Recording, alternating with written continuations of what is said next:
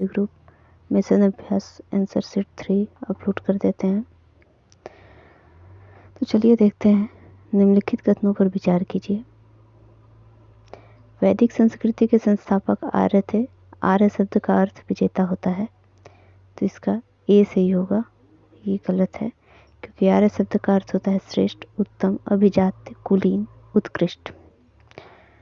Next, नीचे दिए गए वक्तव्य कथन ए और दूसरा कारण आर है। तो कथन है, सर्वाधिक मान्य मत के अनुसार आर्यों का मूल निवास स्थान आल्प्स पर्वत के पूर्वी क्षेत्र यूरेशिया में था। सर्वाधिक मान्य मत के अनुसार आर्यों का मूल निवास स्थान आल्प्स पर्वत के पूर्वी क्षेत्र यूरेशिया में था। तो बी सही है। ए और आर दोनों सही है, किंतु स्पष्टीकरण सही नहीं है। तो सर्वाधिक मान्य मत के अनुसार आर्यों का मूल निवास का स्थान आल्प्स पर्वत के पूर्वी क्षेत्र यूरेशिया में था, और सर्वाधिक मान्य मत के अनुसार आर्यों का मूल निवास स्थान आल्प्स पर्वत के पूर्वी क्षेत्र यूरेशिया में था। तो ये दोनों सही हैं, लेकिन इसका स्पष्टीकरण नहीं कर रहा है सही से। नेक्स्ट, आर्यों की भाषा संस्कृत थी। आर्यों को भारत आगमन के सदस्य दस्युओं और दासों में से संघर्ष करना पड़ा था। तो दोनों सही हैं। आर्यों को भारत आगमन के समय दस्युओं और दासों से संघर्ष करना पड़ा था। दस्यु भारत के मूल निवासी थे, जबकि दास आर्यों की पूर्व शाखा थे। दस्यु को अनसा यानी चपटी नाक वाला, अकर्मण वैदिक कर्मों में विश्वास करने वाला एवं शिष्वदेवा यानी लिंग पूजक कहा जाता था। आर्यों की भाषा संस्कृत थी। नेक्स्ट, निम्नलिखित कथनों पर विचार कीजिए। आर्य हिमालय से परिचित नहीं थे। आर्यों को अंसा यानी चपटी नाक वाला भी कहा जाता था। तो आर्य हिमालय से परिचित थे। आर्यों ने कुरुक्षेत्र के निकट के प्रदेशों पर कब्जा कर उस क्षेत्र का नाम ब्रह्मवर्त आर्यव्रत रखा। और दस्यु का अंसा चपटी नाक वाला, तो दोनों क्या हो जाएंगे, आपके गलत हो जाएंगे, क्योंकि हमने अभी ऊपर पढ़ा। नेक्स्ट, यह भारत की ही नहीं संपूर्ण विश्व की प्राचीनतम रचना है। इसकी तिथि 1500 से 1000 ईस्वी पूर्व मानी जाती है। तो ऋग्वेद ऐसा है, ठीक। ऋग्वेद यह भारत की नहीं संपूर्ण विश्व की प्राचीनतम रचना है, और 1500 से 1000 ईस्वी पूर्व इसकी तिथि मानी जाती है। ऋग्वेद और ईरानी ग्रंथ जेंद अवेस्ता में समानता पाई जाती है। ऋग्वेद में मंत्रों का उच्चारण होत्री ऋषियों द्वारा किया जाता है। ऋग्वेद में गाय के लिए अघन्य यानी वध योग्य नहीं शब्द का प्रयोग किया गया है। और प्रसिद्ध गायत्री मंत्र उल्लेख भी ऋग्वेद में 3 मंडल में है। और ऋग्वेद में सभा, समिति, विदत और गढ़ जैसी प्रशासनिक संस्थाओं का उल्लेख मिलता है। समिति का महत्वपूर्ण कार्य राजा का चुनाव करना था। समिति का प्रधान ईशान या पति कहलाता था। विदत में स्त्री एवं पुरुष दोनों सम्मिलित होते थे। नववधुओं का स्वागत, धार्मिक अनुष्ठान आदि सामाजिक कार्य विदत में होते थे। सभा श्रेष्ठ लोगों की संस्था थी। समिति आम जन प्रतिनिधि सभा थी एवं विदत सबसे प्राचीन संस्था थी। ऋग्वेद में सबसे ज्यादा बार उल्लेख विदत का 122 बार हुआ है। ऋग्वेद में 10वें मंडल का 90 संख्यक सूक्त पुरुष सूक्त कहलाता है, क्योंकि इसका देवता पुरुष है। इसमें पुरुष के विराट का वर्णन किया गया है। उससे होने वाली सृष्टि के विस्तार की रचना की गई है। इसी से विश्व के विविध अंग और चारों वेदों की उत्पत्ति कही गई है। सर्वप्रथम 4 वर्णों के नाम का उल्लेख ऋग्वेद के इसी सूक्त में मिलता है। यह सूक्त उदात्त भावना, दार्शनिक विचार और रूपकात्मक शैली के लिए अति प्रसिद्ध है। नेक्स्ट, किस वेद में सभा, समिति, विदत और गढ़ जैसी प्रशासनिक संस्थाओं का उल्लेख मिलता है? तो ये आपको मिलता है ऋग्वेद में। नेक्स्ट, निम्नलिखित कथनों पर विचार कीजिए। ऋग्वेद और ईरानी ग्रंथ जेंद अवस्था में समानता पाई जाती है। ऋग्वेद के मंत्रों का उच्चारण होत्री ऋषियों द्वारा किया जाता है, तो आपका दोनों सही है। नेक्स्ट, ऋग्वेद में गाय के लिए किस शब्द का प्रयोग किया गया है? तो इसके लिए अघन्य शब्द का प्रयोग किया गया, हमने ऊपर देखा। सर्वप्रथम 4 वर्णों के नामों का उल्लेख ऋग्वेद के किस मंडल में है? तो 10वें। नेक्स्ट, चारों वेदों के आकार की दृष्टि से सबसे छोटा वेद है तो ये है आपका सामवेद। यह भारत के प्राचीनतम ग्रंथ वेदों में से एक है। सामवेद संगीत शास्त्र की सबसे प्राचीन पुस्तक है और इसका पाठ उद्दाता नामक पुरोहित करते हैं। सामवेद चारों वेदों के आकार की दृष्टि से सबसे छोटा है। इसकी 3 शाखाएं हैं, कौथुम, राणायनी और जैमिनी। नेक्स्ट, सामवेद की शाखा और शाखाएं हैं, तो इसकी शाखा और शाखाएं कौन कौन सी हैं?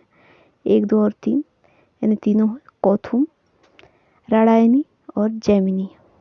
नेक्स्ट, इस वेद में अधिकांशतः यज्ञों और हवनों के नियम और विधान है। इस प्रकार के यह एक ग्रंथ कर्मकांड प्रधान है, तो यह है यजुर्वेद। तो यजुर्वेद की बात करें, यह वेद गद्य और पद्य दोनों शैलियों में लिखा गया है। इस वेद में अधिकांशतः यज्ञों और हवनों के नियम और विधान है। इस प्रकार यह ग्रंथ कर्मकांड प्रधान है। इसका पाठ करने वाले अधर्व्यू कहा जाता है। निम्नलिखित में से कौन सा वेद गद्य और पद्य दोनों शैलियों में? तो सामवेद, अभी हमने पढ़ा। अथर्ववेद के संदर्भ में निम्नलिखित कथनों पर विचार कीजिए। इस वेद में देवताओं की स्तुति के साथ जादू, चमत्कार, चिकित्सा विज्ञान और दर्शन के भी मंत्र हैं। इसे ब्रह्मदेव भी कहते हैं। तो इसका ऑप्शन नंबर सी सही हो जाएगा, दोनों। इस वेद में देवताओं की स्तुति के साथ जादू, चमत्कार, चिकित्सा विज्ञान और दर्शन के भी मंत्र हैं। ब्रह्म विषयक होने के कारण इसे ब्रह्मवेद भी कहते हैं। नेक्स्ट, उद्दाता सामवेद का गायन करने वाला, ऋत्विज मुख्यतः पुरोहित के रूप में सभी का पर्यवेक्षण करने वाला, और अधर्व्यू यज्ञ विधि की जांच करने वाला। तो इसका ऑप्शन नंबर ए सही होगा।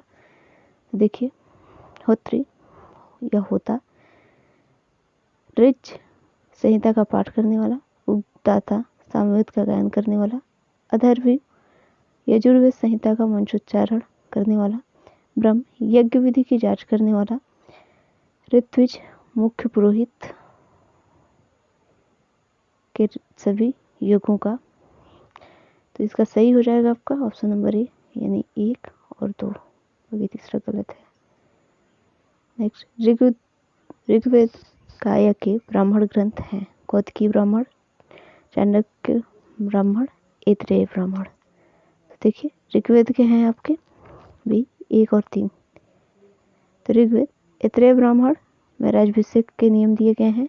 संख्याने और कौतिकी ब्राह्मण में इस ग्रंथ के अन्य ब्राह्मण ग्रंथों की भांति मानवीय आचार के नियम और निर्देश दिए गए हैं। सामवेद की बात करें तो पंचविश या तांड ब्राह्मण, संडविश ब्राह्मण, सामविधान ब्राह्मण, वंश ब्राह्मण, मंत्र ब्राह्मण, जैमिनी ब्राह्मण, ये सब सामवेद के हैं। यजुर्वेद में तैत्तिरीय ब्राह्मण, शतपथ ब्राह्मण, और शतपथ ब्राह्मण के साथ साथ आपका देखिए, तैत्तिरीय ब्राह्मण के अनुसार मनुष्य का आचरण देवों के समान होना चाहिए। इस ग्रंथ में मन को ही सर्वोच्च प्रजापति बताया गया है। शतपथ ब्राह्मण में इसे सर्वाधिक प्रमाणिक माना गया है। शुक्ल व यजुर्वेद के दोनों शाखाओं काव्य व माध्यान्हनी से संबद्ध है। इसके रचयिता याज्ञवल्क्य माने जाते हैं। अथर्ववेद गोपथ ब्राह्मण, यह अथर्ववेद का एकमात्र ब्राह्मण ग्रंथ है।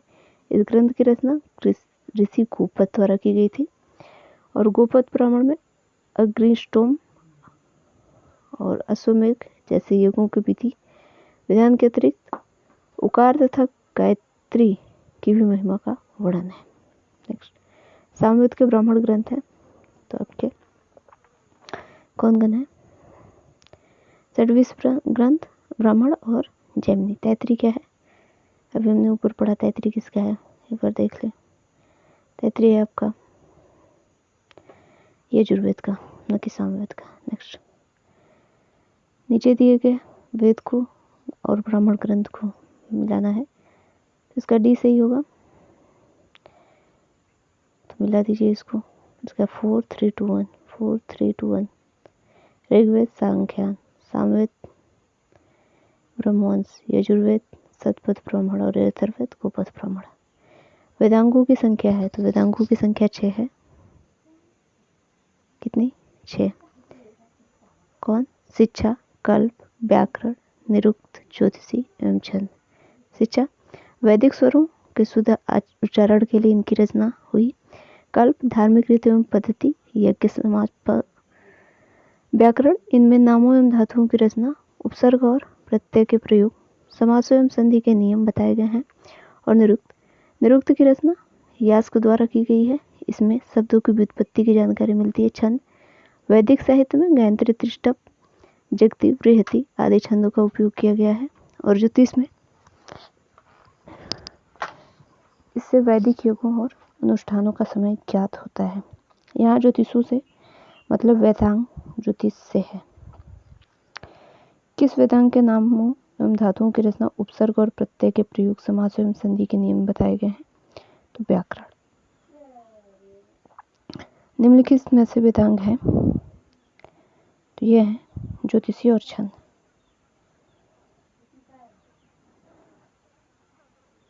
नेक्स्ट, वैदिक कालीन प्रमुख नदियां अपने वर्तमान नामों से सुमेलित हैं। तो 1, 2 और 3 तीनों सही हैं। गोमती, गोमल, कुबा, काबुल, सुवास्तु, स्वात। तो वैदिक कालीन प्रमुख नदियां, ऋग्वेद की सबसे महत्वपूर्ण नदी सिंधु नदी, इसका सर्वाधिक वर्णन हुआ है।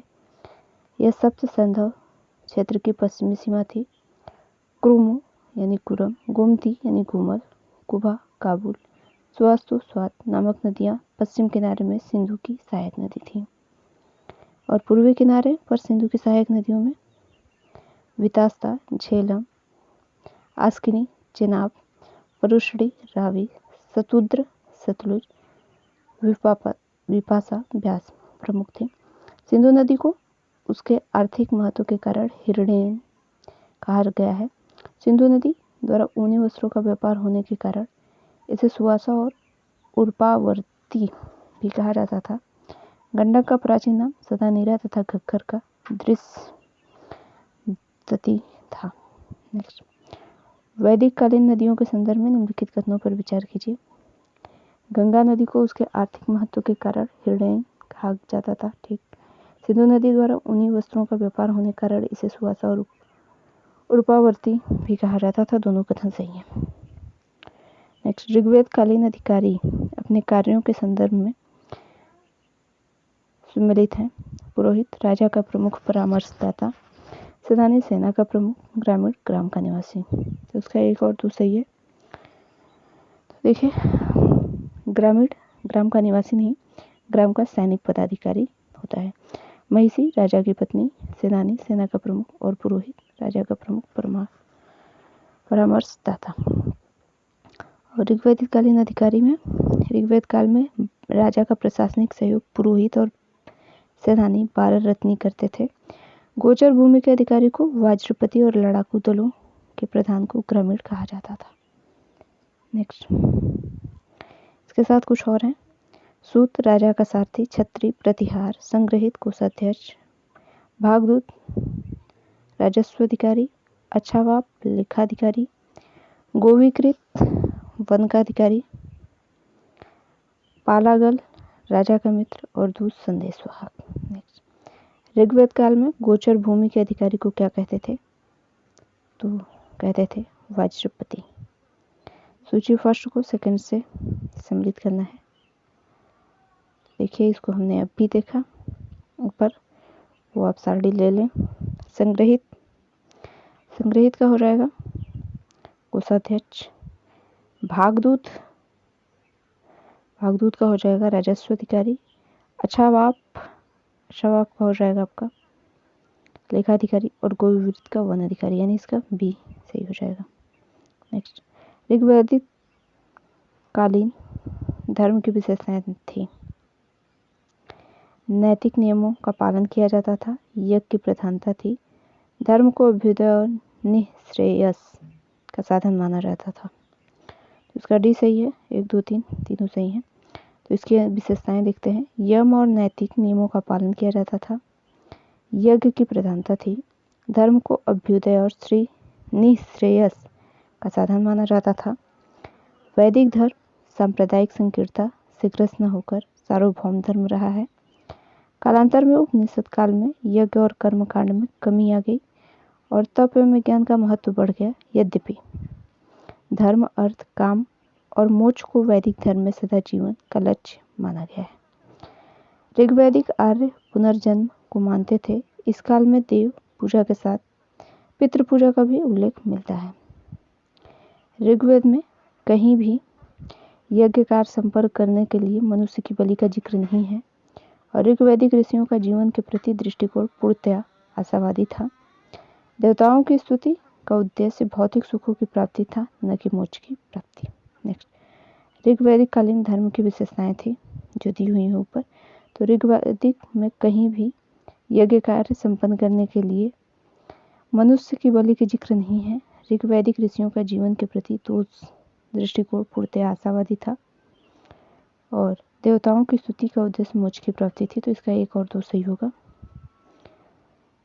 नेक्स्ट, कन्या की सहमति के बिना उसका विवाह भी जाति वर्ग के वर से कर देना कहलाता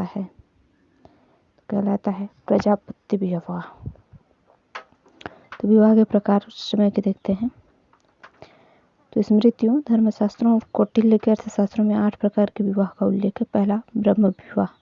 तो दोनों पक्षों की सहमति के समान वर्ग के सुयोग्य वर से कन्या का विवाह निश्चित कर देना ब्रह्म विवाह कहलाता था और समानता या विवाह के बाद कन्या को अवसर युक्त करके विदा किया जाता था। दैव विवाह किसी सेवा कार्य यानी विशेषतः धार्मिक अनुष्ठान के लिए मूल रूप से अपनी कन्या को दे देना दैव विवाह कहलाता है। आर्ष विवाह, कन्या पक्ष वालों को कन्या का मूल्य देकर समानता को अवदान करके कन्या से विवाह कर लेना अर्ष विवाह कहलाता है। प्रजापत्य विवाह में कन्या की सहमति के बिना उसका विवाह अभिजात्य वर्ग के वर से कर देना प्रजापत्य विवाह कहलाता है। गंधर्व विवाह, परिवार वालों की सहमति के बिना वर और कन्या का बिना किसी रीति रिवाज का आपस में विवाह कर लेना गंधर्व विवाह कहलाता है। और असुर विवाह, कन्या को खरीद कर आर्थिक रूप से विवाह कर लेना असुर विवाह कहलाता है। और राक्षस विवाह, कन्या की सहमति के बिना उसका अपहरण करके बलपूर्वक विवाह कर लेना राक्षस विवाह कहलाता है। और सबसे खराब है 8वां, पैशाच विवाह। कन्या की बेहोशी, गहन निद्रा, मानसिक दुर्बलता आदि का लाभ उठाकर उससे शारीरिक संबंध बना लेना और उससे विवाह करना पैशाच विवाह कहलाता है। इसमें कन्या के परिजनों की हत्या कर दी जाती है। यह निकृष्टतम विवाह कहलाता है। सभी वेदों में इसकी निंदा की गई है। तो पैशाच विवाह की गई है। इस क्वेश्चन को आप पढ़ें तो निंदा की गई है पैशाच विवाह की। वैदिक काल में लोगों द्वारा सर्वप्रथम किस धातु का प्रयोग किया गया था? तो तांबा का प्रयोग किया गया था। वेदों की रचना देवताओं द्वारा की जाने के कारण इसे अपौरुष से कहा जाता है और वैदिक काल के लोगों द्वारा सर्वप्रथम तांबे का उपयोग किया गया था। निम्नलिखित में से कौन सा कथन सत्य है? तो प्रसिद्ध वाक्य अस्तो मां संदम कठोपनिषद से लिया गया है। सत्यमेव जयते मुंडकोपनिषद से लिया गया है। मोक्ष की चर्चा सर्वप्रथम उपनिषद में मिलती है। तो इसका सी सही है। 2 और 3। तो वैदिक काल में जनता के लिए दिए जाने वाले कर को बलि कहा जाता था और प्रसिद्ध वाक्य अस्तो मां सदमम ऋग्वेद से लिया गया है और सत्यमेव जयते मुंडकोपनिषद से लिया गया है। मोक्ष की चर्चा सर्वप्रथम उपनिषद में मिलती है। नेक्स्ट, निम्नलिखित कथनों पर विचार कीजिए। आध्यात्मिक ज्ञान संबंधी यम नचिकेता संवाद मुंडकोपनिषद में मिलता है। कठोपनिषद में यज्ञ को एक ऐसी नौका कहा गया है जिस पर भरोसा नहीं किया जा सकता। तो इसका न तो 1 और न ही 2 सही है क्योंकि आध्यात्मिक ज्ञान संबंधी यम नचिकेता संवाद कठोपनिषद न कि मुंडकोपनिषद से मिलता है।